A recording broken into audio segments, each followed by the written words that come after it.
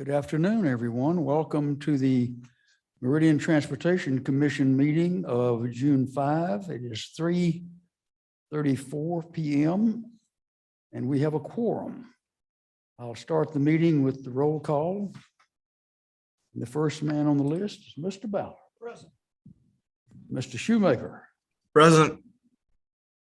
Mr. Lancaster.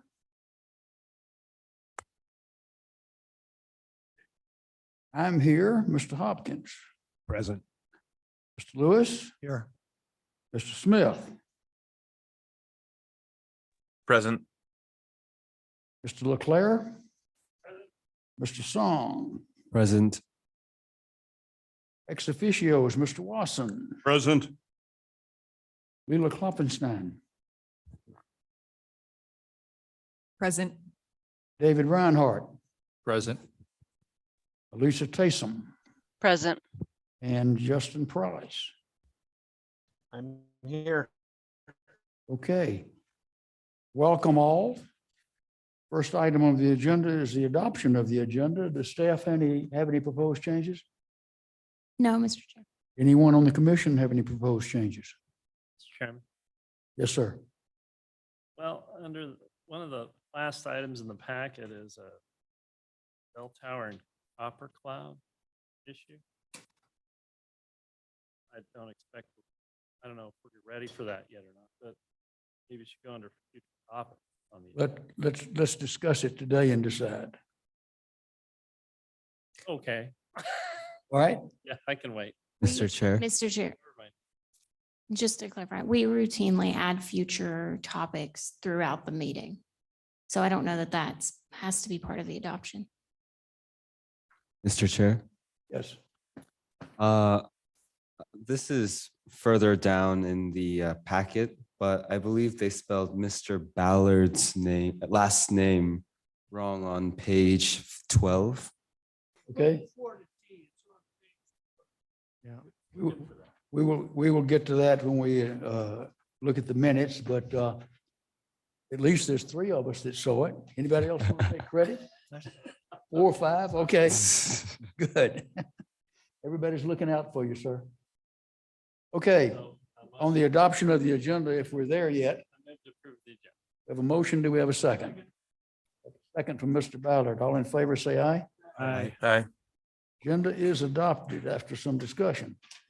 Next item is the approval of the minutes of May 1st.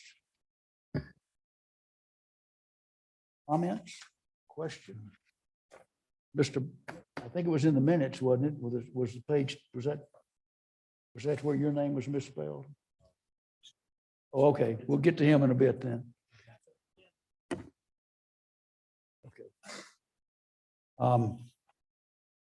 The meeting minutes. Mr. Chairman, Lewis? a question, a couple of questions. First, on page 4 of the packet, under new business number 3, Lost Rapids.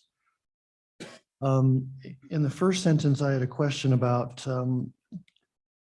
5 traffic cushions. I think that's speed tables, but I would defer to Mr. Waston if they're calling it something different these days. Is it traffic cushions or speed tables? Are they the same thing? Mr. Chairman, Commissioner Lewis, no, they're not the same thing. We are now using speed cushions in almost all of our applications based upon input from the local fire departments. Speed tables were typically installed on collector type roads and were 20 feet across, or 22 feet across, excuse me. So you drove over 22 feet of asphalt, edge of gutter to edge of gutter, and capped out at about 3 inches plus or minus 1/2 inch. The cushions now allow emergency service vehicles to drive right down the middle of the road without degradation of their response time. Or if I may, they're separated with a gap in the middle? Yes, sir. And are they the same configuration of width and height and all that? No, they are 12 feet by the road width by 3 inches plus or minus 1/2. Okay. So, Mr. Chairman, with that explanation, I'd suggest that we change 5 traffic cushions to 5 speed cushions. Mr. Washington? Uh, Mr. President, that would be correct. And then in the same paragraph, a question towards the end of the next line, it says insufficient requests to move forward with this request. I think that first request should be something different, like insufficient support or insufficient data or something along those lines. I'm not sure what it's supposed to be. Mr. Watson, again, this is your bailiwick. Would you like to comment? Mr. President, we have not, excuse me, we got the data for Cayuse Creek and Lost Rapids. I was directed to get the data for Goddard Creek once I had finished that up, and I've gotten that, but I haven't completed the analysis on Goddard Creek, because it makes sense that if we're going to deal with 1 or 2 of the streets, we should deal with all 3 of the collectors at the same time. Mr. Lewis, what would you propose? Change it or leave it like it is? I would change it to something along the lines of we're waiting to move forward on this until the other data is collected, something along those lines. Your anticipation is it will come back as opposed to what it says right now? Yes. Okay. Ms. Carson? Okay. Anything else? Yes. Next page, page 5 of the packet, under the number 8, item 8, the Ordinance and Development Subcommittee. The last sentence in there has me a little confused, where it says accidents are more severe. I don't recall us talking about that, and as it's written, it's a little misleading. My memory, and I'll ask Mr. Leclerc because he was the one reporting on that. My memory was he made that statement, but nobody ever, it wasn't talked about. Mr. Leclerc, what do you remember?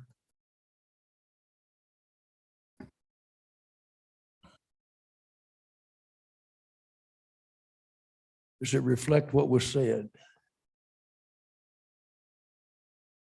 I think we did see that. It was not a significant difference, but Mr. more Mr. deaths. Chair. Like 1 more death.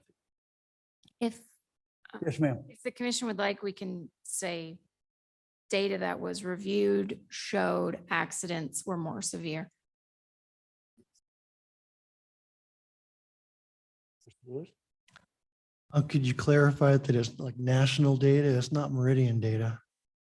it was Ada County data.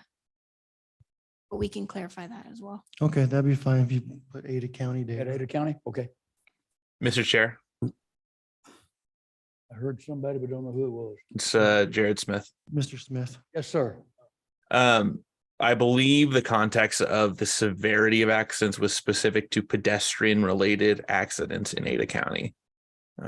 What was found was that car on car accidents, there wasn't a significant difference between 25 to 20 mile an hour, but when a pedestrian was involved, the accidents had a higher severity and higher chance of significant injury or death in 25 mile an hour zones and 20 mile an hour zones. So just for clarity, to bring everyone on the same page. It's fine. Mr. Chair, John Wasson, Yes, sir.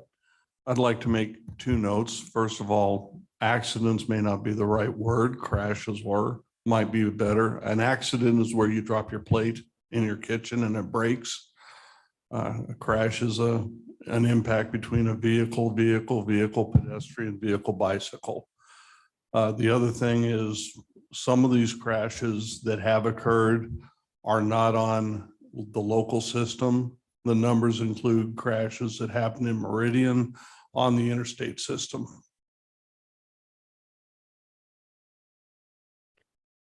Mr. Lewis, you started this.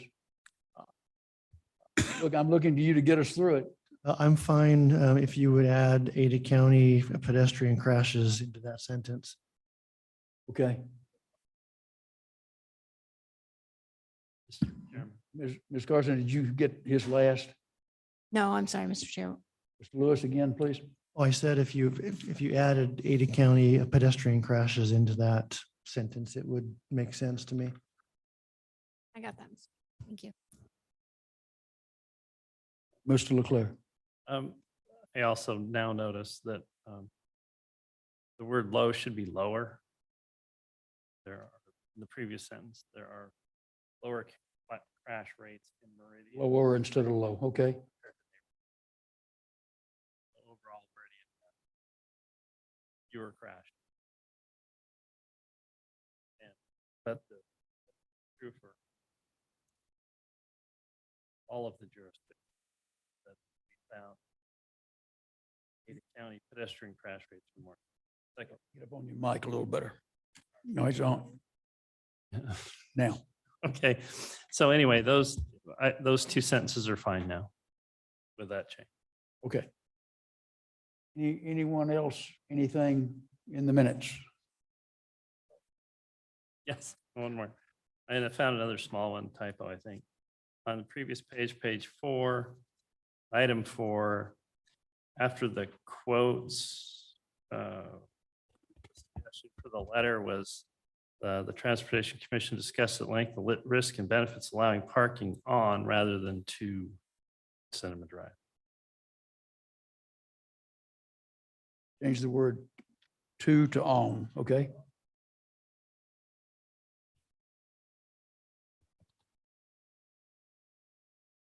Anything else? Anyone?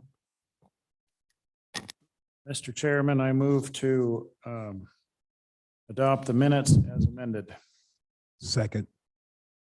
Motion by Mr. Lancaster, second by Mr. Hopkins. Further discussion?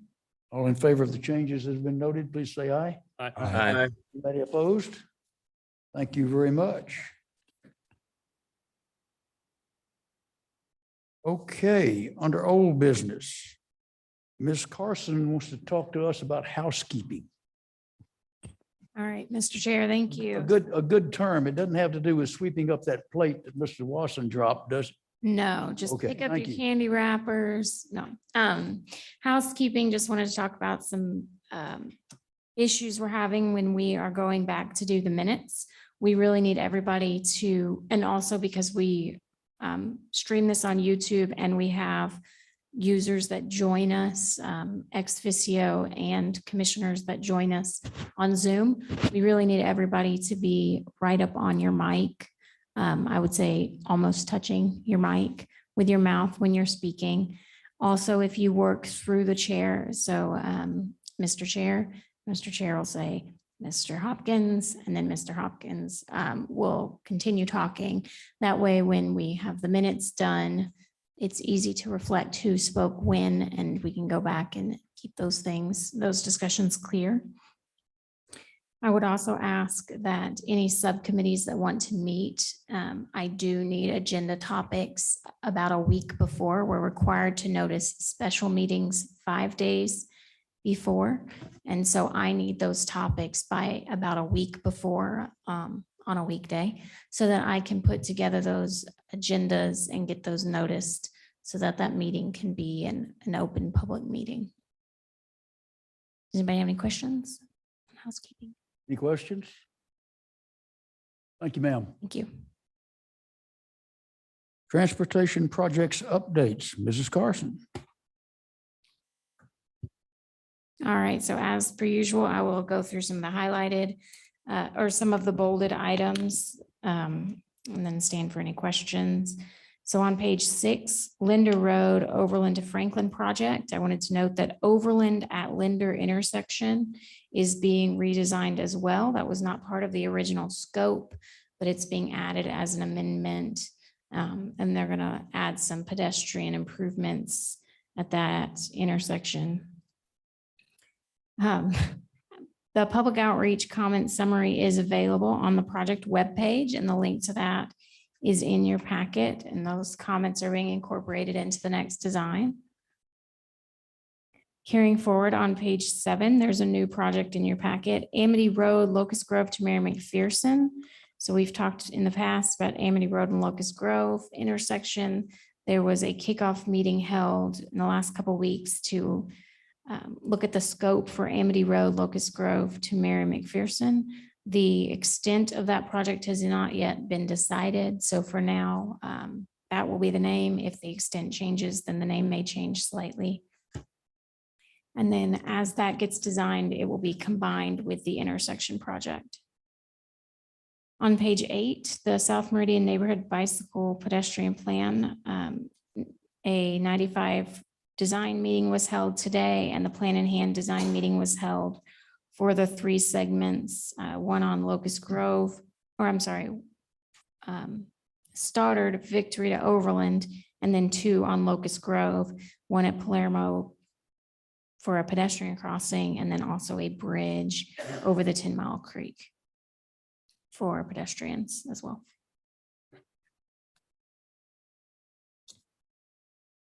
On page 10, I wanted to let you know that the Chinden and Highway 16 intersection is underway, that the construction has begun, and there will be flaggers out and road closures over the next several weeks. They'll be changing that intersection layout. And they also said that construction may be delayed. On page 11, there's not really a new project, but it's new in the packet. We've talked about it a lot, so I just went ahead and added it to the packet so I can continue to update you via the project update memo.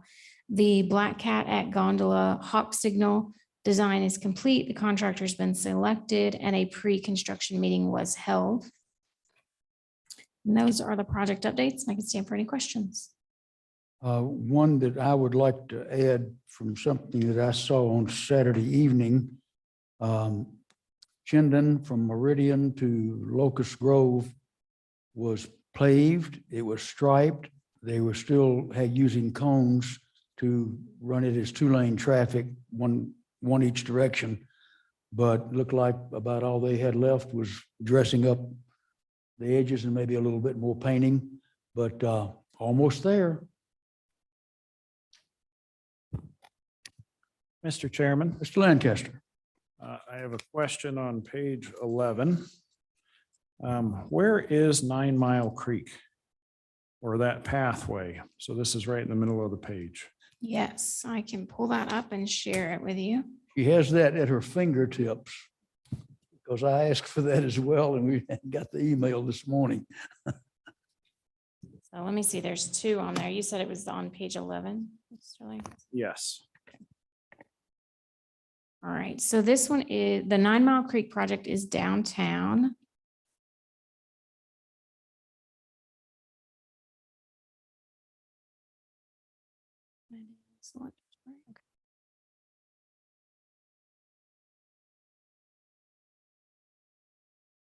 All right, so give that a second to populate on your screen. All right, so there is a pathway that runs. That is not 9 Mile Creek. 1 second. No. Sorry. Okay. I'm gonna make you dizzy for a second. I apologize. Okay, here's 9 Mile Creek. So there's a pathway that runs. Orient us with Yeah, so north, here. north, south, east, west Yeah. streets first, please. So you are here at City Hall. This is Meridian Road, Linda Road, Pine, East West. This is the 9 Mile Creek. You can kind of see through here. There's a pathway that runs down the 9 Mile Creek and then will pick up down here and connect from 3rd to 8th. Right now, there's most of this has been built from Linder to 8th, and most of it's been built from Meridian to 3rd, but there's a gap here. So Parks is in progress for a land trade, is discussing with another landowner for a land trade, and that would complete the project from this location over to this location, running down here. So there would be a path that comes down, goes over, and then connects to the 3rd Street where the path is currently. Mr. Chairman, Lancaster. Just wanted to say thank you. That satisfies my curiosity.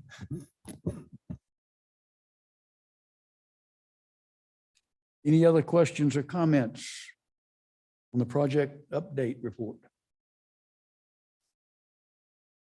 Thank you, ma'am. We have with us this afternoon Stephen Hunt from Valley Regional Transit. They are in the process of looking at some service changes, in fact, rather extensive. I believe we had a report on this 1 or 2 months ago, if I'm not mistaken. But I'm sure he will give us just enough of a review so that we know what he's talking about. They've completed a survey and have starting to get hints of the results. So Stephen, carry on. Glad to have you. Thank you. Glad to be here, Mr. Chair, members of the commission. So yeah, we have been working on a service change since, well, I guess we would go back to the last fall, October of 2022.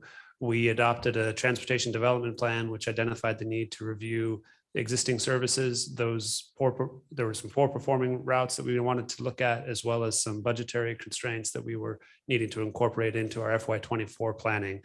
So that kicked off an effort where we reviewed existing services, those that were performing, what their performance was, and then over the winter, developed some concepts that we then brought out to the public in May. So this past month, we just completed a pretty robust survey. We got 386 responses, roughly, from across the valley. 41 or 2 were from the city of Meridian. And the changes focused on reducing the service footprint in order to increase the service frequency. So one of the things that we see is a need to increase the frequency of service or the span of service. And to do that at our existing budget, we were looking at places where we could cut back on service in order to focus on fewer corridors. When we prepared for this service change by doing another survey actually in April, where we had over 400 responses across the valley and asked people what was the most important things. Would they support higher frequency over coverage? And in general, in concept, people like the idea of higher frequency over coverage. The responses that we've got from the public in this latest survey seem to suggest that, of course, it matters where you take those cuts from. And there's a lot less excitement about increasing frequency at the cost of coverage. So we're looking at how we can modify the existing proposals based on the comments that we've received. We still will be pursuing making changes to those routes that are poor performing. What that means for Meridian, we looked at the inter-county connections. So those are the ones that start in Nampa and Caldwell, run through Meridian, and then continue on into Boise. And we were looking at consolidating some of those into a single pattern that would provide more trips throughout the day. In order to do that, we were looking at taking the express route that goes express from Nampa to Meridian to downtown Boise, and making that all one route that stopped at Town Square Mall, which provided a number of opportunities to connect to routes in Boise. We heard pretty loud that would have a pretty dramatic impact on the existing riders, which in fact we knew going into that. And we were hoping to have start a conversation about the importance of that express connection. Are there alternative ways of providing more point-to-point service, like with van pools, et cetera, while providing more consistent all-day service that connects the valley in a better way than just downtown Boise to downtown Meridian, downtown Nampa, because there's a lot of development that's happened in between. So we've heard a lot from the public over the last month on those proposals, and we asked them to kind of just say, do you support or not support the proposal? But then we also asked for some open-ended comments about what's working for this service, what isn't working for this service, why would you support this change, why wouldn't you support this change? And so we'll be digging into those open-ended responses over the next few weeks to craft a final proposal, which will go out to the public actually in August. So it gives us a few months to work through those comments to see if we can strike a better balance between that that coverage and frequency discussion. We've been really encouraged with the amount of engagement we've had. So those are two pretty good surveys in terms of getting comments from the public. The split between riders and non-riders on those surveys was about 70, 30, sorry, 2/3, 1/3. That's not 70, 30, that's 66 and 33 for riders, majority of riders, and then non-riders, the 33%, which is good because we wanted to understand not just the experience of existing riders, especially where we're talking about changing routes, but also understanding how people might use it that aren't on the existing system. So we were encouraged by that response. And so that's a brief overview of the total set of changes. There were most of the changes were happening within the city of Boise and on the inter-county routes. The Route 30 and the Route 45 were changes that we implemented last October. We were not proposing to make any changes to those because they're still maturing, if you will. But we are looking actually at the comments that we've been getting, as well as the performance of those routes.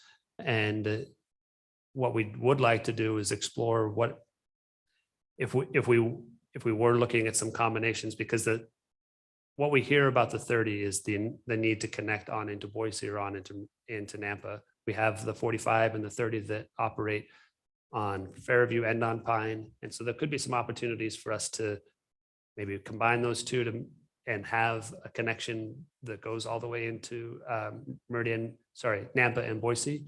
But we haven't figured out all those details, but that might be something that we look at between now and the final, ensuring that we continue to provide service in the downtown core parts of Meridian, but also make those connections to CWI and Nampa and into Boise. So that's my report. I guess on the service change, I also wanted to mention with the launch of the Route 30, it's a new route. We were projecting, we haven't had a lot of experience in launching new routes post-pandemic. Our first opportunity to do that was an extension into Eagle, and that was really tough sledding in terms of attracting new riders there. That informed our projections for ridership on the Route 30. It's exceeded those bars that we set, but they're admittedly quite low still in terms of where we want that to be long-term. We're about between 2 and 3 boardings an hour on the 30 over the last several months, which again is not where we want it to be long-term. It is above where we're projecting we might be at the start of the service, given the circumstances. So we're open to thinking about how do we continue to grow that, and connecting it to Nampa and Boise might be one way that we could see growth. The highest ridership parts of the 30, in case you're interested, we're actually, if we look at all the stops in Meridian, including those over on Overland, that's the highest ridership stop on the inter-county services in Meridian are at Overland and Black Marlin, right there by Wahoo's. It's served by the Route 40 and the 42. They both go by that stop. And there's about 15 or so persons to get on and off at those 2 stops each day. And the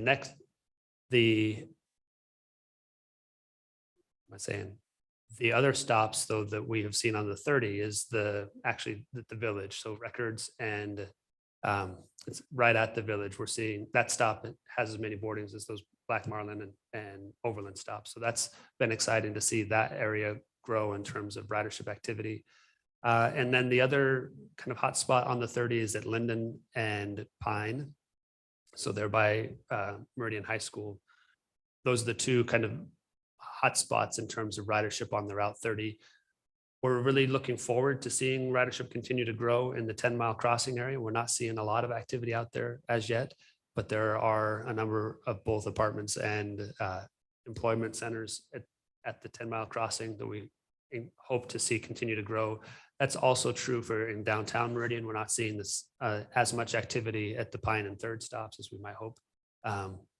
Or for that matter, there are stops at, I think it's Webb and Pine, which is where I think it's called Pine 43. That development is at. There's a lot of that. Those aren't on Pine proper. They're up on State Street, but they're within a walking distance of that stop. So we're looking forward to that ridership continuing to grow. So there's opportunities for that to grow. And I just wanted to recap saying that we might be looking at how we can make those two routes connect better into the future. I think I'd stand for any questions. Questions from Mr. Hunt? These changes are, if I may, are a product of funding.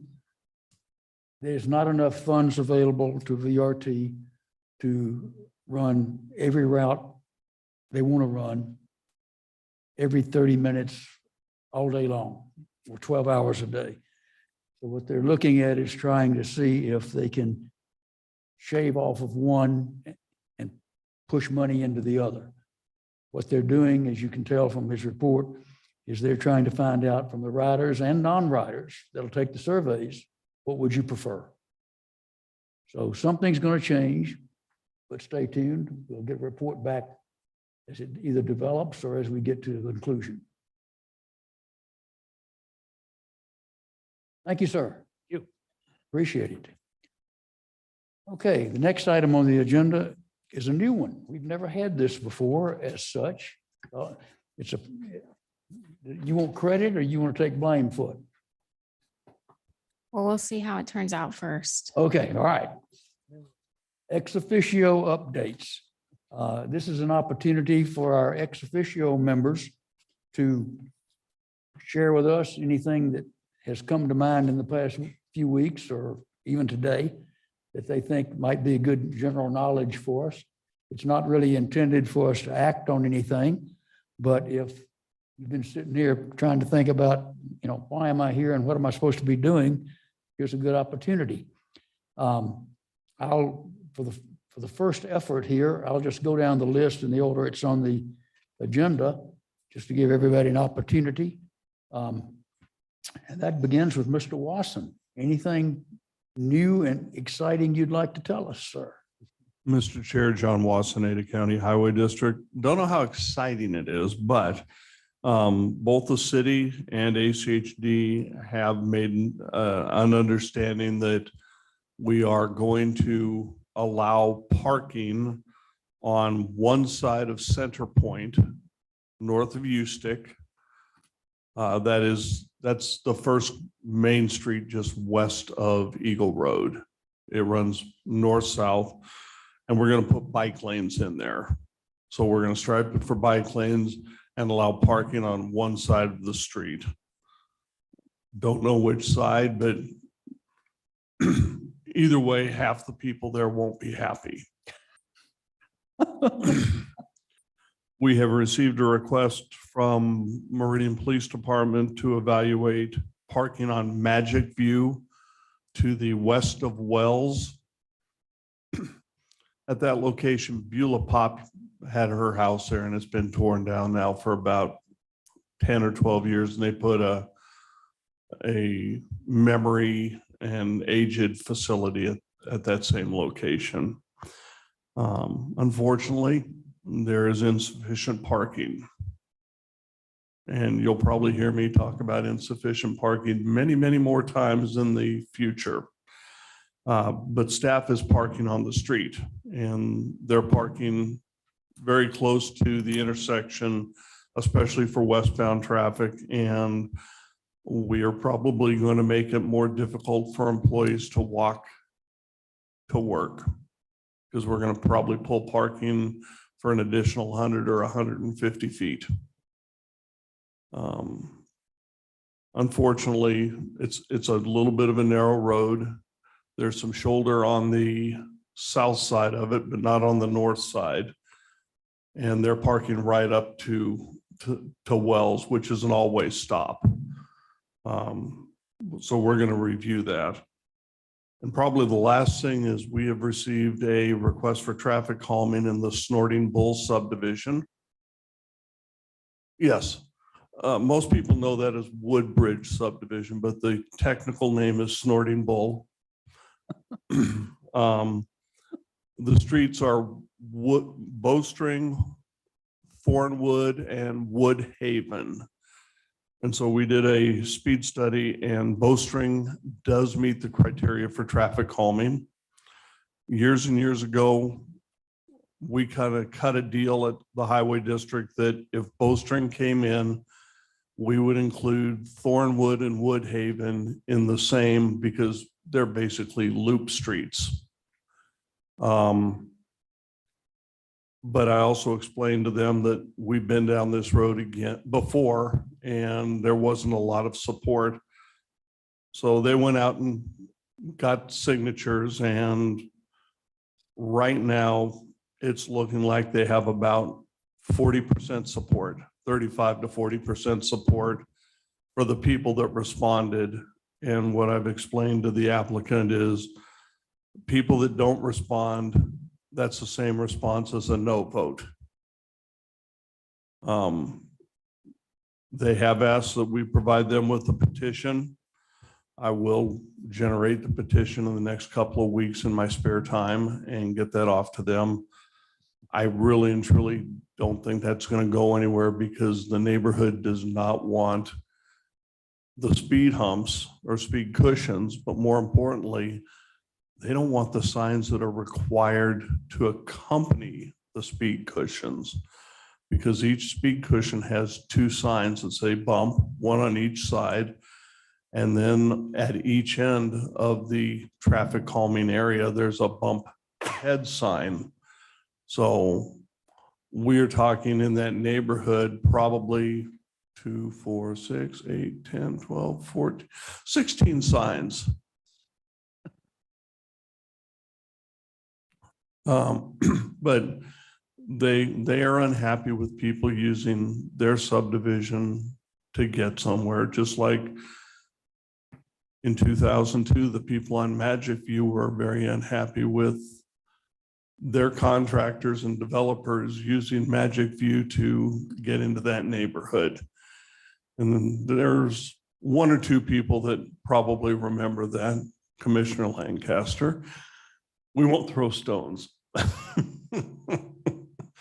But just wanted to make sure you guys knew about that. The commission knew about that. Thank you, sir. Appreciate it. Ms. Klopfenstein, anything from you? Mr. Chair, members of the commission, I have 4 updates today. Super. Yeah, the first is that later this week, we will be holding, Compass will be holding a 2023 education series set of presentations. The first is on June 7th. It's an evening presentation.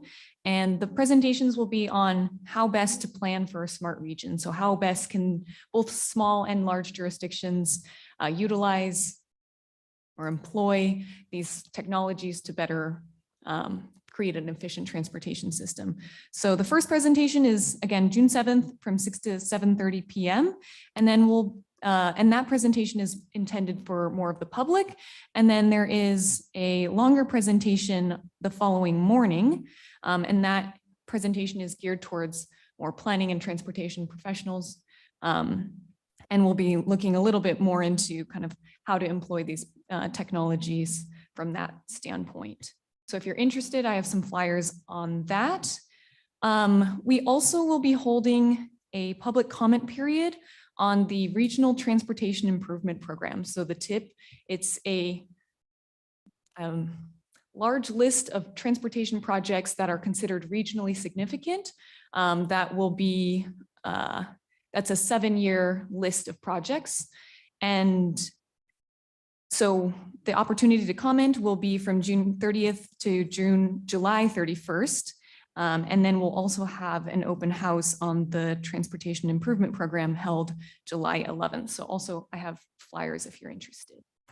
My 2 other updates are, first, work on the Regional Safety Action Plan will be ongoing. I'm sure you'll hear lots more about the Safety Action Plan in the coming year or years, depending on how long the study lasts. But that study will include the 2 county region, including the city of Meridian.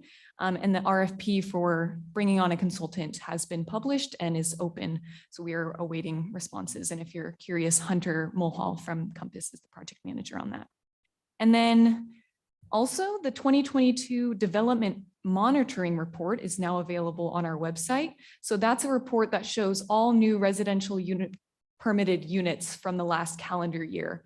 So I just looked at the city of Meridian, and then in 2022, the city of Meridian was responsible for 28% of all residential units permitted in the two-county region, which amounts to 2,711 units.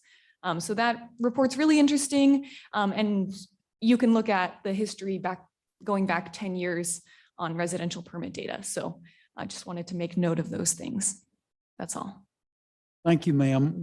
We've got several of our members that are on virtual today, can't pick up your flyers. If you would share any links that in what you just mentioned with Ms. Carson, she'll be able to put it out to all of the commissioners, if you don't mind. Yes, absolutely. I'll send that over.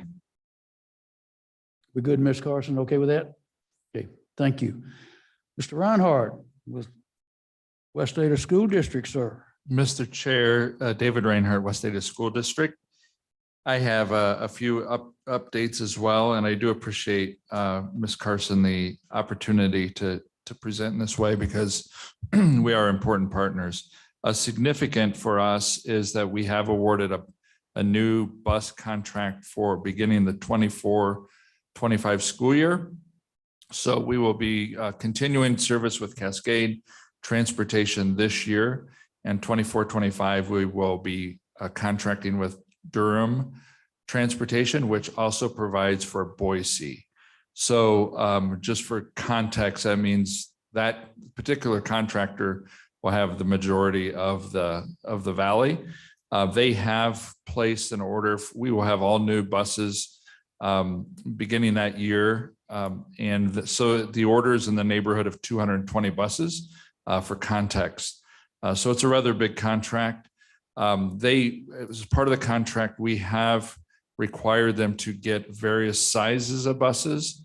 So while we drive predominantly 70 to 80 passenger buses now, there will be smaller buses as well for the sake of efficiency and for the sake of actually attracting drivers. There will be one particular model that won't require the CDL with the S designation so that we can have, because there are sometimes buses with 14 kids on them or 5 kids. And so we're working through the efficiencies there, and we're looking forward to working with them. Beginning this school year, we will be implementing a bus pass system for our elementary students. This is for 2 purposes. So elementary students will have a card that will be attached to their book bag so that they check on and check off buses. This does 2 things. This provides safety in the case of accidents. Police, Meridian PD or others need names and identities of all those riders. In the chaos of an accident with a busload of 1st and 2nd graders, that's kind of hard to get. The second piece is we think it will be good for parents during the first month or 2 of school. We pretty regularly have lost, we refer to them as lost kids. They're usually not lost, but they get off on the wrong stop or they hit a playground on the way home from their bus stop. And you can imagine the panic of parents. If MPD were here, they would be able to affirm that we become partners real quick on that. And I think Ms. Carson remembers that as well. So we think that will help cure that. We have also assumed traditionally that contract has done the routing, done customer service, done kind of everything connected with transportation. We've brought the routing in-house so that we have more direct control over that and can talk to families in particular about safety issues around stops. And so that has actually begun this year. And I believe that is enough for today. I stand ready for any questions. Yes, sir. I have one, and then we'll see if the other commissioners do. What kind of engines will you be using in your new buses? Mr. Chair, I can't answer that. I think they'll be very similar. I think they're similar to our current models, which will be diesel. Which are diesel? Diesel. Okay. Yes. You may want to talk to Mr. Hunt after the meeting. He's well into all thing engines. Very good. Thank you, Mr. Chair. Anyone else with questions for the school district? Okay. Next, Mrs. Taysom, I see you're still out there. What do you have for us, if anything? Just kind of a minor update. We are continuing to grow our ridership over here at Valley Regional Transit from our low point in February of 2020. That's when things kind of really bottomed out with the pandemic. As of April, we are 10% above where we were this time last year. And then annually, in comparison to where we were at this time in 2020, we're up 9%. So we're continuing to grow. This is actually the first year in which our month to month is over where we were in 2020. So things are slowly but steadily going back to where we want them to be. Okay, thank you. Anyone with questions for Mrs. Taysom? Hearing none, we'll move on to ITD, Mr. Price. Yes, thank you. I think the biggest update is if you haven't driven on Chinden. So the project was completed from between Meridian Road and Locust. So there are 5 lanes open now through that section, which I know when I drove it today to check things out, that was great to see it done. So that's the only update I have for today, but if there's questions, I can take those. Thank you. Any questions, folks? Okay, I'm going to step out of my chair and step into ex officio because I've got something that occurred to my wife and I Saturday evening at 5:30 that I think is worth mentioning. I'm not intending to have this discussed or talked about, but just want to bring it up to people. We were going north on Linder, going to meet my daughter and her husband to buy them an anniversary dinner, and we were stopped at the red light at Chinden. We were in the right-hand lane, planning to go straight on through the intersection. As my wife stopped at the crossbar, the first thing that I saw was a man in shorts, a white shirt, and a blue bike helmet coming left to right, moving to the east in the ped crossing. The next thing I saw was him veer sharply to the left out of the ped crossing. Now, I don't know, I can't say he went into the traffic lane going eastbound on Chinden, but he was dodging a black sedan that came rolling up, intending to turn right from Linder going north to Chinden going east, and went through 2/3 of the ped crossing before they got stopped. I can report that he was not hit, that I didn't miss the dinner because I was a witness to a very terrible accident, and that he did not do anything other than give them a look that I kind of felt they might have deserved. They were laughing as they went on around the corner. I don't know what could have been done differently because they couldn't see him probably before our car. He was thankfully looking, apparently watching. He may ride that fairly often. He was 30, 35 years old, maybe. I don't know, Mr. Watson, I'm not looking for an answer, but if a no turn on, right turn on red that's connected to the ped button might have made a difference. But I just thought that was striking enough because I was within 15 feet of where it would have happened. Okay, I want to thank all the ex officios. Ms. Carson, I think you hit it out of the park. Thank you. We will have this every month. You're not required to come up with something.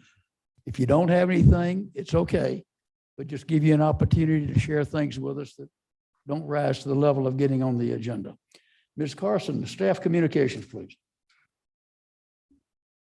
Thank you, Mr. Chair. I'm writing down all the notes from that. Those great updates. All right, staff communications. So these are, starting on page 12, some summaries of relevant correspondence we've received since the last Transportation Commission meeting. I wanted to congratulate Commissioner Ballard, Shoemaker, and Steve for being reappointed to the Transportation Commission this past month. So you are stuck with us for, I believe it's another 3 years. So don't try to go anywhere. The next update is a celebration at cinema. I wanted to let you know that the letter that the Transportation Commission had drafted was sent upstairs to the 3rd floor. It didn't go to City Council. That doesn't mean it won't go to City Council, but that letter prompted a conversation between the mayor and the director at ACHD. So there is action in the form of conversations still happening. And we're hoping to have still the removal of parking restriction, or at least more conversation about it. So there was some data that was collected, crash data, and then also we got buy-in from the fire department. They didn't have any concerns with it. So I'll continue to keep you updated as that conversation continues. The next update was not necessarily for the city of Meridian, but we had a request from a resident about a sidewalk concern that was then forwarded on to ACHD. And I got an update that I thought you may be interested in. ACHD has a safe sidewalk program, which reviews all complaints on sidewalks that may need repair or replacement. Aesthetics is not the criteria, but they look at repairs for safety and accessibility. There is a backlog currently for those repairs. And I wanted to let you know as well that the resident did receive the update that's in the packet. The next item is there was a request that we've discussed a few times of speed reduction and street lighting. We've handled some of the concerns, and the last 2 resolutions are there in your packet. Stick Eagle to Meridian, the speed limit evaluation showed no justification to lower the speed from 40. And street lighting, there was a request for Locust Grove, Stick to Chinden, and Stick to Fairview. And I wanted to let you know that Public Works is in the process of updating the master streetlight plan, and that will go to City Council later this year for those kinds of needs to be programmed. And then, of course, if there are, this isn't in the packet, but if there are any streetlights that are out, we do have a streetlight outage tool as well. And the resident on that one has also received the update. We received an update from a resident requesting some striping changes on Chinden Boulevard between Linder and 10 Mile, especially at the crosswalks. And then also there was some desire for changes to turning maneuvers, striping the turning maneuvers. And there was a response there from the mayor, as well as a response from ITD. ITD responded that crews are planning to refresh the striping and crosswalks on Chinden this summer. And they refresh, their practice is refresh those annually. And then also the concerns that the resident noted for the turning movements have been reviewed and they meet standards. So those will not be changed.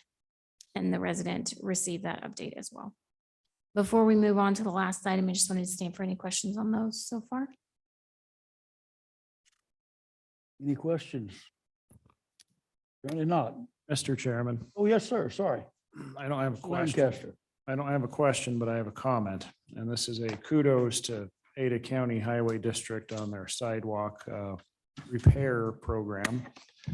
So at my residence, that I had a damaged section of sidewalk, and my neighbors had kids that like to ride roller skates and whatnot. And I made a call to ACHD, expecting the answer to be no, which would have been okay, as long as they could give me a recommended small concrete repair contractor. But to my surprise, they said, yes, we'll come take a look. And then they called back and said, yes, we'll replace that. And so I was very impressed by that customer service by Ada County Highway District that came and repaired the sidewalk. So Yeah, I'm appreciative of them doing that, and you know, on this particular item, I'm sure they'll get around to it at some point. I will say that their promised time that they'd be there was about 2 months early, but you know, I'm happy with the result. Thank you. All right. Ma'am. So the final item in the staff communications was a concern that we received from a resident. She had sent an email to the mayor's office asking for a three-way stop. Are you all seeing? Okay, a three-way stop at Bell Tower and Copper Cloud. She said that the intersection has a stop on Copper Cloud, but not Bell Tower. It's a major intersection for children going to Hunter and Sawtooth. Could And- you back your picture out a little bit so they Yes. can see the 10 Mile is to the left. Chinden, So it's in the block between 10 Mile and Linder, McMillan and Ustick. and if you And- go back in a little bit, you can see the school she talks about and the pool that's there. And the intersection she's talking about sits right there. So there is a painted crosswalk there, but there is not a stop sign. The There's mayor's, not, or there is? there is a stop sign on Copper Cloud, Okay, but thank not you. on Bell Tower. So this being that there's a curve here and that she reports that this is frequently used by children, she requested a stop sign be put on Bell Tower as well for that crossing. So the mayor's office had requested that the Transportation Commission review the concern, discuss possible mitigations. Just to speak from, you know, a traffic perspective, I'm not a traffic engineer, but I don't know that a stop sign would be the best option. Being that there's not always somebody crossing, but looking at maybe what other options we could have, rapid flashing beacons or things like that. So we'll open it up for discussion. Mr. Watson, did you have an opportunity to look at this? Did you catch it on the agenda? I didn't give you a heads up, but if you didn't yet, that's fine. Mr. Chair, John Watson, Ada County Highway District. I saw it. We have evaluated this previously and it did not meet the criteria for always stop control, but certainly we can relook it. Although this time may not be the most appropriate time to evaluate for pedestrian crossings. Because school being out. That is correct, Mr. Okay. Chair. Commissioners, comments, questions?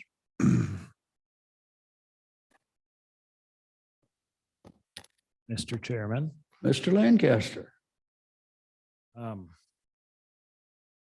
question, well, can we look at the street view of this looking east at the intersection? Yeah, right there. Perfect. Okay.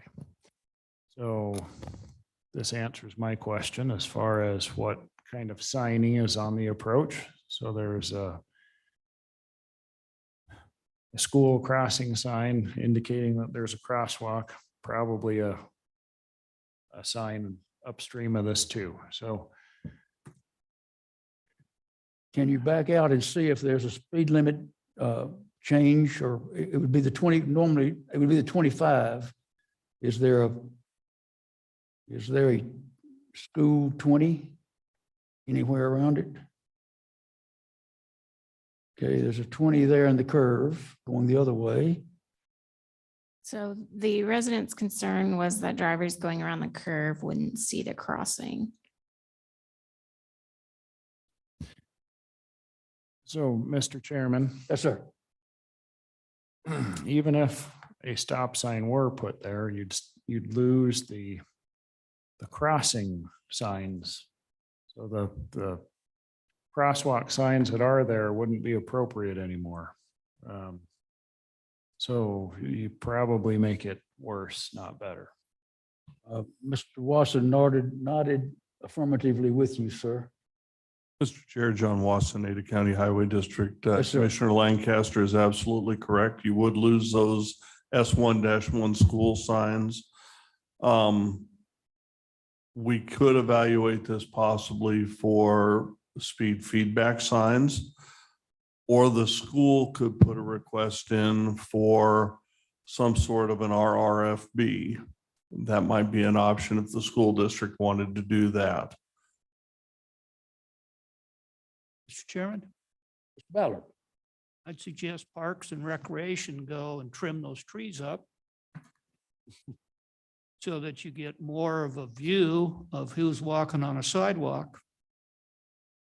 I'm looking at this now, and one thing that strikes me is the trees kind of give you a sense of driving down a country lane. So I'd bring those limbs up a little bit so pedestrians would be a little more visible. Mr. Watson, I'll pick on you. Whose trees are they to trim if that were to be looked at? Parks and Rec or ACHD or HOA? Mr. Chair, John Watson, Ada County Highway District. I'd have to check, but I know that if this were Boise, those would be city trees and the city parks and recs. I would most likely give Parks and Recs a phone call and ask if those were trees that they would be more responsible for. And if not, certainly our guys can go out there and limb those up to 8 or 10 feet above the road and the sidewalk. That one sign is buried on the left-hand side there.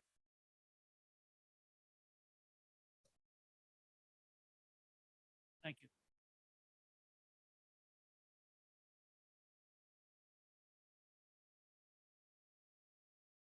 Thought I heard Mr. Leclerc thinking. I was looking to see if he was.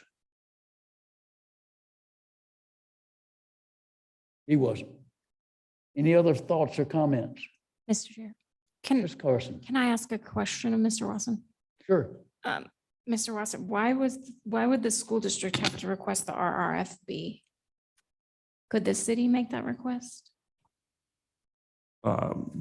Ms. Carson, Mr. Chair, John Watson, Ada County Highway. Yes. Thank you.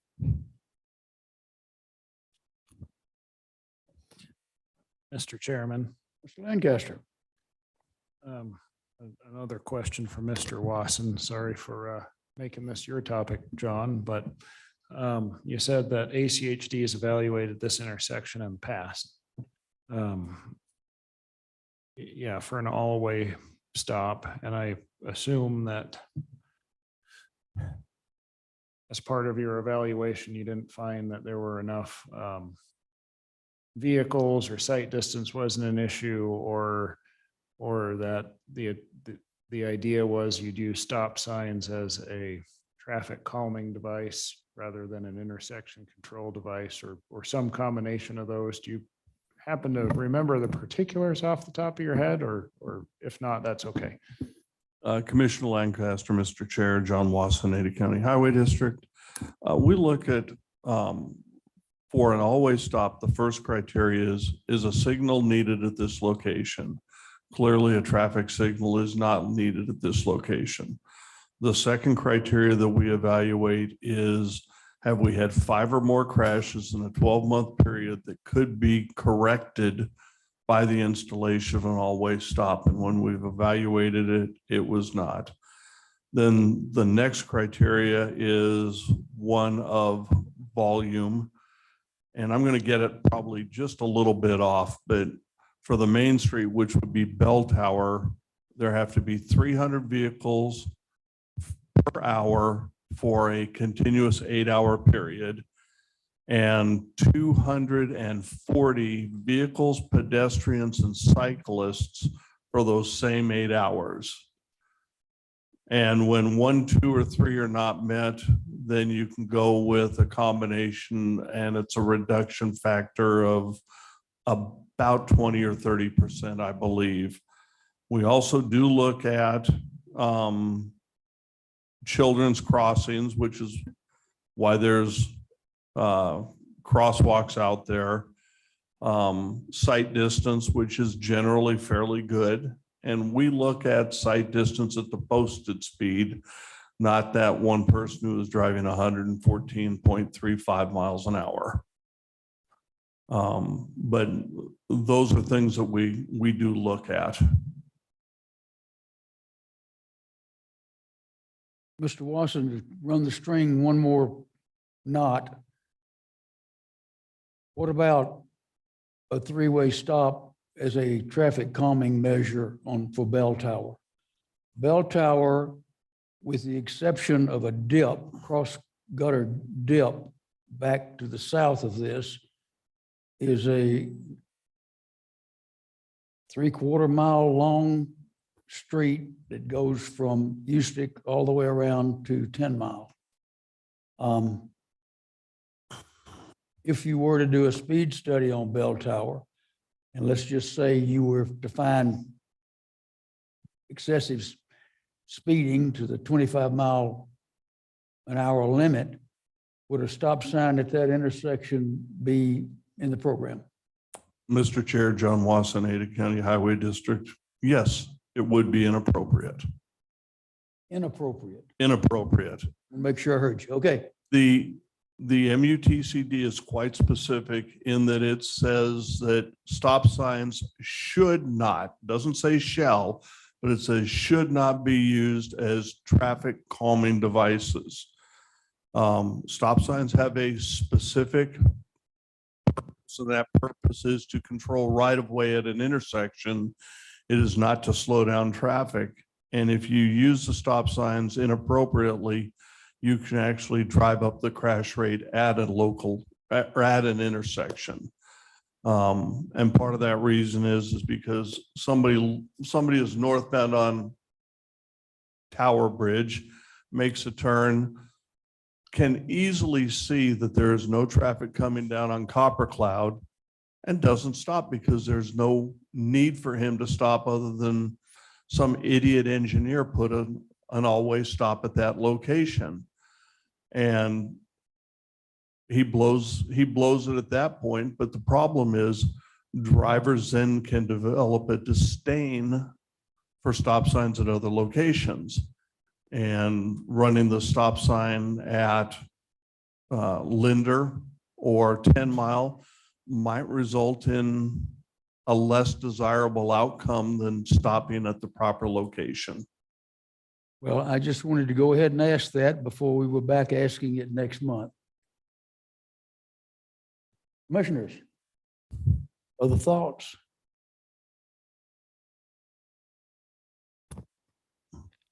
Mr. Chairman. Mr. Lancaster. So Commissioner Ballard's observation of the trees is a good one. I think before asking Mr. Wasson to go make a phone call to Parks Department, perhaps that can be handled internally. Perhaps Ms. Carson would be kind enough to ask whose responsibility that is, whether it's HOA or city or whomever. I think that seems like a good place to start. Certainly my preference is always the least restrictive traffic control is at least the best place to start. So I guess that's my suggestion for the time being, Mr. Chairman. I do not believe that rises to the level of a vote, but I would like to see a consensus if that's the case among the commissioners. Mr. Chairman, Mr. Ballard. Mr. Lancaster, I just picked planning or parks, and there is some entity that has a responsibility to trim that tree. I do know that a private citizen got out there with their chainsaw, there would be another discussion in the criminal court. So whoever it is. Are we okay with Ms. Carson doing that if she so desires? She does. I will, Mr. Chair. Okay. Thank you. All right. I believe that takes care of the topic. Thank you, Mr. Chair. So I will For report. this meeting, and I'll report it for next meeting, please. And Mr. Chair, just to be clear, so at the next meeting, we'll just discuss that the trees were trimmed, or do we want to continue discussion of what mechanisms need to be put into place for that crossing? Does staff have enough response from the commission today to report back to the resident? Not a conclusive report, but hey, this is what occurred. From my understanding, yes, Mr. Chair. You might, The I might only suggest you action might to want to take do is that trimming. and see what other issues they might raise regarding it, or if they're willing to wait and see what we learn about the tree trimming next week, next month. Mr. Chair, Mr. Watson. John Wasson, Ada County Highway District. From the right-hand seat of God, it has come down that those trees are Bridge Tower HOA trees. So they actually belong to that community. So either the community would be responsible or ACHD would eliminate the trees. Mr. Chairman, Mr. Ballard. if I may, it raises an interesting conversation, and I don't know how you start that, Mr. Lawson. And that is, who reaches out? I mean, the point is this individual writes a letter and says, who's responsible? Then you go, okay, ma'am, if you look at your HOA, you're probably responsible. Who has a conversation with the president or the property manager or whomever to say, would you go out there and hire somebody? And you know, that's our suggestion. Commissioner Ballard, Mr. Chair, John Wasson, ACHD. Typically, the traffic department would send out a site obstruction letter to the appropriate person at the HOA. We would suspend that for 2 weeks, go out and check it to see if action had been taken. If no action had been taken, we give them another 2 weeks because people do take vacations and such. If no action has been taken after that, our vegetation crew will go out there and take whatever action is needed up to and including dropping the trees. Mr. Watson, following up on that, has this risen to the level at this moment of ACHD vegetation, people taking a look at that tree or these trees along that section? Mr. Chair, John Wasson, ACHD, we will send folks out to evaluate those within the next week. And if the trees need to be trimmed, we will send a letter to the HOA. Thank you, sir. Mr. Chairman, Mr. Ballard. I'm not trying to beat this up. Does that call for a letter back to this? The resident. To the resident? I mean, and to me, that seems like a point of courtesy. We're just responding. I had asked Ms. Carson a moment ago to report back to the resident about today's discussion. And apparently now she may even be able to do a concluding report. Okay. With the act, and that the staff or commission will keep an eye on ACHD's report on what happens with the limb. Okay, I drive that periodically, and I will start noticing that tree a lot more.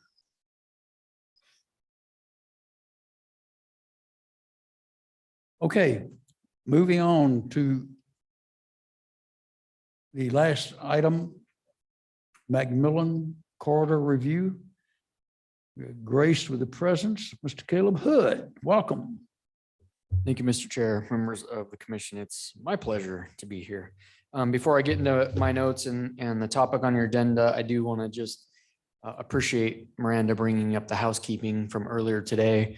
I do consume most of your meetings these days via YouTube, so I'm not going to look at anyone in particular, but do appreciate you eating the microphones. And today you all sound beautiful. I could hear every word today. Sometimes it's kind of hit and miss. So I'll just reinforce that. Please turn your microphone on. Make sure you're close enough. It's difficult sometimes to make it out, but anyways, appreciate that element of it. So on your agenda, it's called the Macmillan Corridor Review. Really, I want to spend a couple minutes even in Northwest Meridian with a focus back on McMillan, but I kind of want to put the context together first before we talk a little bit more specifically about McMillan as a corridor. And maybe even to put why on the agenda into perspective a little bit more. There's a lot of things happening in North Meridian. You're in North Meridian here with the last topic you just had. We're going to move you a little bit further to the west, though. Things like Owyhee High School over the last handful of years. This area has really exploded and it's continuing to grow. And the roadways in this area haven't quite kept up. Now, ACHD and ITD have plans and they're under construction with several major projects out there. But McMillan in particular is constrained. And we'll kind of go into that a little bit more, but that's kind of, again, the context is all the development that's happening kind of in the general area, kind of the northwesternmost part of Meridian. I did bring the ITE trip generation manual. This is just one volume, by the way. So if some of you probably know that, but this is one of two. This may be a later version. This is the one we have in the office. But There's each three. project, There's 3 books. 3, okay. So it basically bunch of studies that talks about how many trips a particular use will generate. So schools generate a different rate than a shopping center, than a single family home, than a multifamily dwelling, and so on and so forth. So a lot of that goes into consideration when a development is proposed, and then there's obviously cumulative impacts from things like that. So without getting in too particular about any one site or any one land use, that is kind of the, again, kind of teeing this up a little bit for the discussion as we bring you to where we are at today and maybe an opportunity to positively affect the future. So going back about 20 years ago, there was a Northwest Meridian traffic analysis that was done largely by Brighton Corporation. They had a large land holding out there with Paramount. Bridge Tower was part of that discussion. This is in the early days, kind of right before the Treasure Valley really took off in the early 2000s. And it was mainly east-west because that's the main direction of travel into and from some of your major employment areas. The north-south roads were also looked at, but it really was, pretty much Chinden to some degree, although that was a state facility, McMillan and Ustick, and what was going to happen with those corridors. The outcome, at least some of the initial outcome from some of that, was some of the developer cooperatives that we still enjoy today. Some of the intersection improvements that have largely been done on McMillan were done through a developer cooperative programs or project. So that's where a developer works with ACHD and constructs something ahead of their planned improvement. And then that developer gets paid back through an impact fee credit as they build out their project. So instead of paying impact fees, they pay to do the project and then they get a credit back as they build their project out.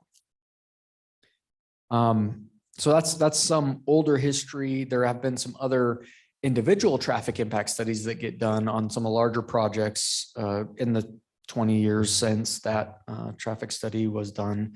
But largely the improvements haven't kept pace with some of the growth because there has been other growth kind of closer in the county.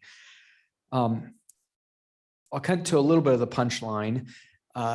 Due to some constraints, McMillan with the Lemp Canal, and there's very large Idaho Power power poles out there. We're not just talking wood 35 footers. These are the big guys, and it goes across. So at Locust Grove, they cross from the south side to the north side, and the canal's on the south side. So you really have two pretty major encumbrances in the way from just your standard widening. And I'll also say, for the most part, most roadways in Meridian and the county for that matter, most arterial roadways, the plan is to preserve them for 5 lanes. That's not a hard and fast everywhere all the time. But for the most part, that is what we have requested ACHD is preserve for 5 lanes. Sometimes there's 7-lane roadways like Overland. There's sections of Overland that are planned for 7 eventually. Chinden, which again is a state highway, not an ACHD roadway, but as was talked about a couple of times now, most of the segment of Chinden in Meridian anyways is improved now to 4, but eventually it'll be a 6/7 with a center turn lane. But again, for the most part, a majority of arterial roadways are preserved for 5 lanes. This McMillan is one of those exceptions. I'll also say, and this won't be over the last 20, 25 years, but as a general rule, the city has requested that ACHD preserve for 5. Understanding those aren't new barriers, the canal and the power poles, but the city has requested that ACHD at least preserve that way. If one or both or some way we can get additional travel lanes in there, it at least keeps the options open. I will, a side note, I talked to the chair about this late last week. I did talk with ACHD about that corridor a little bit and the power poles in particular. They are on private property. They're not in the right of way today. Most of them are just barely on private property. And I'll say a vast majority of them, some 80% are probably in HOA common lots. But there are some individual private lots along there, some county owned properties still, but a large portion of them are in HOA lots and all of them are on private property. None are in the right of way. So I'll try to make this as wrap this up and get some feedback. But again, that's kind of been our request to ACHD is to preserve. State Highway 16 presented another opportunity, if you will, because there will be interchanges at Ustick and at Chinden, but at McMillan will go under. So there's a flyover of this new state highway. The span is only about 80 feet wide. And that dimension was given to ITD from ACHD, because again, ACHD only plans for that roadway to ever be 3 lanes wide.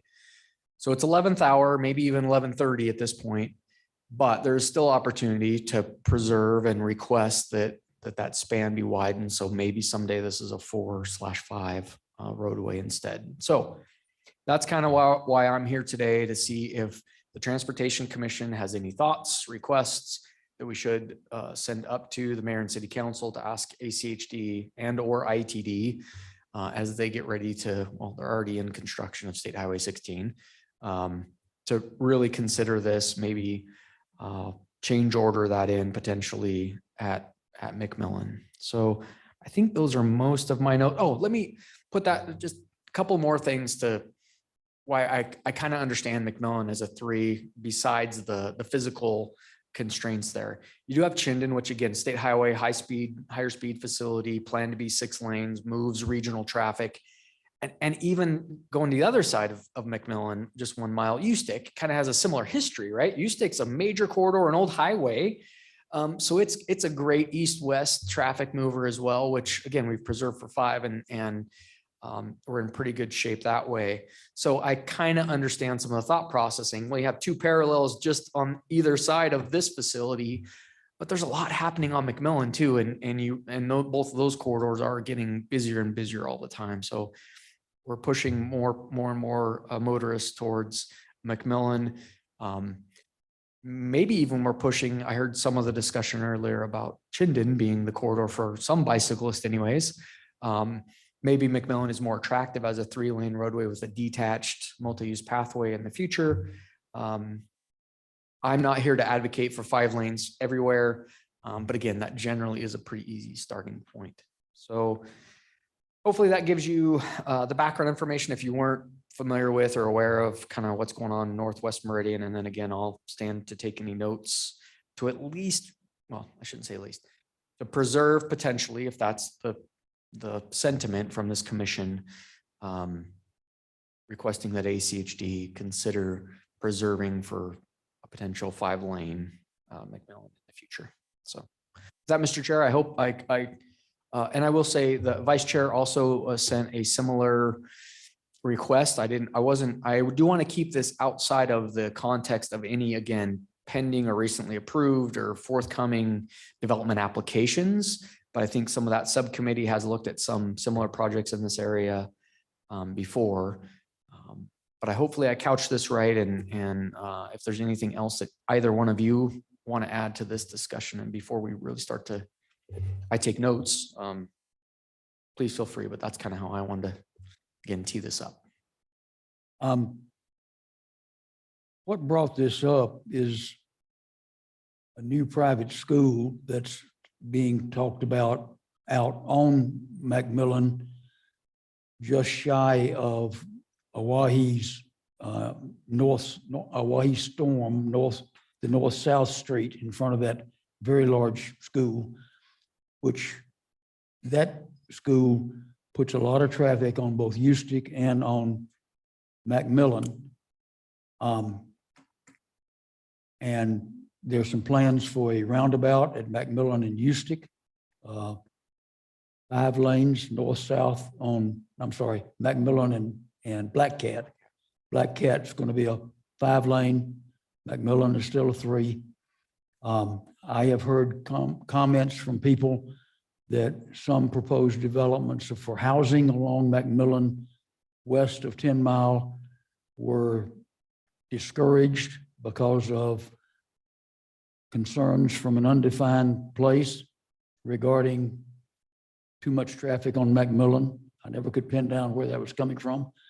But so this has been discussed. It's been going on for quite a while. I asked staff to put this on the agenda today just to talk about the fact that it's out there, it's kind of bubbling, and see if Mr. Hood would be nice enough to give us a little thumbnail of the situation, explain what I have heard from ITD or ACHD, that Macmillan's a 3 because Chinden's going to be quite large and Eustic's being widened. So with all of that, Mr. Chairman? do any of the commissioners have any thoughts? Mr. Ballard? If I heard Mr. Hood correctly, he's looking for input if Macmillan should be preserved for 5 lanes. And I'd make a motion that we make that recommendation that Macmillan be preserved for 5 lanes. And as far as that underpass, overpass, wherever it is, seems to me that that ought to be a 5-lane tunnel. But I'll leave the motion to preserve Macmillan for 5 lanes. Mr. Yeah. Chair. We have a, Sorry, does the motion include the overpass or is that just a side note? Well, I'm thinking implicit in that if you're, well, excuse me, I guess it could be two, Ms. Carson. Reserved for 5 lanes with the recommendation that overpass be accommodate able 5 to accommodate 5. 5 lanes. So it is a part of it.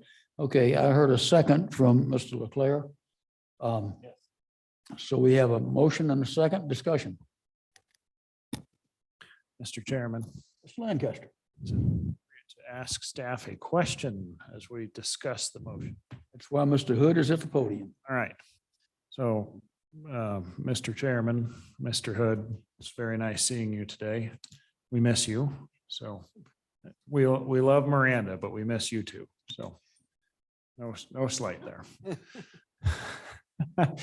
So my question is, do you know if there are, so looking long range, are there any plans, discussions, anything like that, or anything to change with the canal or power transmission, to pipe the canal or anything like that? So currently, I see you shaking your head, so currently, no. Okay. Does a follow-up question, Mr. Chairman? Sir. So you've presented a question to us.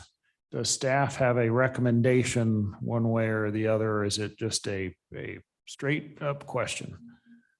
So, Mr. Chair, maybe to clarify, I guess I have my own, like I said, I'm kind of on the fence. I can see both sides. I don't know cost benefit. I think for me, generally speaking, land doesn't get cheaper over time. So if you're going to pay for it, now is going to be cheaper the next year or in 20 years when you say, ooh, now we really have to do it. We're in a pickle. But that's general. That's not even necessarily this corridor. I do, and again, I'm torn when I look at the modes. I'm like, if we look at this potentially as a bicycle facility, I'm more comfortable, again, personally, riding alongside of a 3-lane roadway than a 5-lane roadway. So, but is the need more to accommodate motorists than cyclists? I don't know. I don't have that kind of crystal ball necessarily. So it's tough. It's a broad, there's an opportunity to comment. So, and there's multiple city staff even in the room now. So we haven't talked about it particularly. I will toe the company line to some degree though, and say 5-lane to at least preserve and keep your options open, or at least make that option less expensive in the future. Would be my recommendation if put on the spot to say one or the other. Mr. Chair, Mr. Watson. John Wasson, Ada County Highway District. Just a thought, when I started with the Highway District in 2001, the projection from Idaho Power was that the Treasure Valley would hit 1 million people by 2080. I'm sorry, by when? 2080. If we're not there now, we're not very far off. And something that Mr. Hood mentioned, and smart guy, he really is. You don't have to build for 5 lanes. You could use that extra for pathways, for bike lanes, until you need it in 2052. But like he said, it's not going to get any cheaper. Mr. Chair. Mr. Long. I also agree with Mr. Wasson's statement. I lived abroad for 3 years, and before I left, there wasn't as much cars as there was now. And after I came back, my old house like tripled in price because the land value became much higher, and there was so much more cars. So I think I agree with Mr. Wasson's statement that I think even if you're not going to use it now, it might be prudent to do something about that land so that when you need it, you have it. So. A question for Mr. Hood. Where ACHD has already said this should be a 5-lane corridor, is not the actual setting of the width of a street easement left up to the city? Yes, they will ask ACHD their opinion on a proposed development along that street. But whether or not it's set at 5 lanes or 3 lanes is a product of city action, isn't it? No, Mr. Chair. So state code through subdivisions, which again, most parcels are subdivided. ACHD is a signator on a final plat, and their requirements are for whatever right of way they're acquiring through that dedication of the platting process. So Okay, I got it. the city and the width. Now, I'll just say, look, if you don't mind, a little bit of a hypothetical. We could, in theory, require more than the highway district is requiring and preserve it ourselves, but we haven't historically done that and said, we know better than the highway district. Give the city an additional 12 feet on the side or whatever. But in theory, through annexation, through a contract, we could do that, but that is a messy, slippery slope to go down. Well, my question was rooted in where cities have their own public works departments, street departments, et cetera, et cetera. Exactly. And we don't. And don't have a countywide entity like ACHD, who I love, by the way, Mr. Watson. Other comments, questions? We have a motion and a second on the floor. Anybody else want to discuss anything before we move to a vote? Mr. Lancaster, I see you moving toward the mic. Yeah, Mr. Chairman, I have one more comment, then I think I'm done, but from a little bit of insider knowledge, I guess you could say, State Highway 16 is very piecemeal in its construction. And this would complicate it a little bit more. And with that said, I don't feel too bad for that project because I like to joke that that particular group that's planning this highway and others, they have a fireplace there, and in the winter when it gets cold, they just throw another stack of hundreds in the fire. So I don't feel too particularly bad about making that request if that is ultimately where it goes. But, you know, I just point out that as Caleb did, it adds a little bit of complexity there. So that's my comment. Thank you. Mr. Chairman, Mr. Leclerc. Mr. Hood, is this, should part of this request, or does it need to change our city's comprehensive plan for this corridor? Mr. Chair, Mr. Leclerc, I do appreciate the question. I don't believe so. Our comprehensive plan and the master street map are cross-referenced. So kind of to contradict what I said before, the city has been generally consistent in requesting McMillan B5, but at the same time, we respect and recognize the authority of ACHD for the right-of-way. So we're not in conflict that way. We've requested it, but it doesn't happen. If it changes, we will update some of our plans in the comprehensive plan and maybe reflect a 5-lane roadway. But right now we are technically planning for it to only be 3 as well. Oh, okay. Anyone else?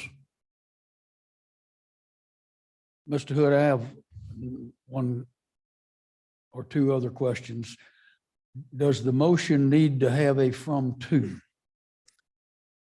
Yeah, Mr. Chair, I appreciate that question as well. I was going to circle back with Miranda and maybe even make her. I guess really the direction is, should we take something to the city council that then potentially gets taken to ACHD as that request? So that's really where we're headed with this recommendation, is to have more of a conversation. As you know, Mr. Chair, we have had a high level and fairly brief conversation with the mayor about this. But I will look to get this on an upcoming workshop. So I think that's in line with the motion, but if not, you could either address it to the mayor and city council or to ACHD, but it's going to go through the mayor and city council anyways. So You're telling us that staff will determine the appropriate way to handle the motion before us. Unless you envision something different than what I just explained, let me know. But yeah, well, and essentially everything you do gets vetted to some degree through mayor and city council. And I think that's the next step. If you didn't want no recommendation, then I wouldn't bring it to council necessarily. So that's why I'm here, is to see. You're generally likely to get a recommendation. So yep. My second question is, does it need a from to in terms of east and west? Oh, determinants. I'm sorry. I thought you meant. No, I had both of them. You just answered the second one first. All right.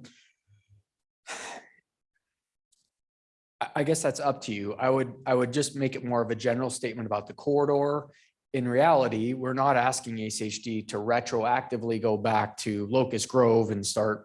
You're not preserving at that point. You would be, but it's not too late to start preserving, right? It would be essentially points west of, 10-mile Black Cat. I mean, it is really the undeveloped portions of land towards State Highway 16, where there's opportunity, be opportunistic. That's essentially the request. Not going backwards and saying, now go talk to these HOAs now. Okay, we will let it lie where it lies. I do need to mention to you that you've only got 1/2 of a chance of doing something with Highway 16 because the pilings are in on the south side. Okay, if no further discussion, we'll have the vote. All in favor of the motion to recommend that McMillan be preserved as a 5-lane corridor, including the Highway 16 underpass, say aye. Aye. Any opposed? Motion passes. Ms. Carson, are you good with that? Yes, Mr. Chair. Thank you. Thank you, ma'am. Okay, that's all the items on our action and old agendas today. We have 3 future meeting topics. Each month, I've asked Ms. Carson to check with the entities that are part of those to see if there's any news worth reporting. I presume by the fact they're still in future is that there is not. So we will keep those on for next month. Anything else from anyone for the good of the order? My compliments to the ex officios on, I'm blown away. I'm grateful. Thank you all. Why didn't we do this years ago? Okay, all in favor of adjournment, please say aye. Aye. Anybody want to stay? Have a good evening.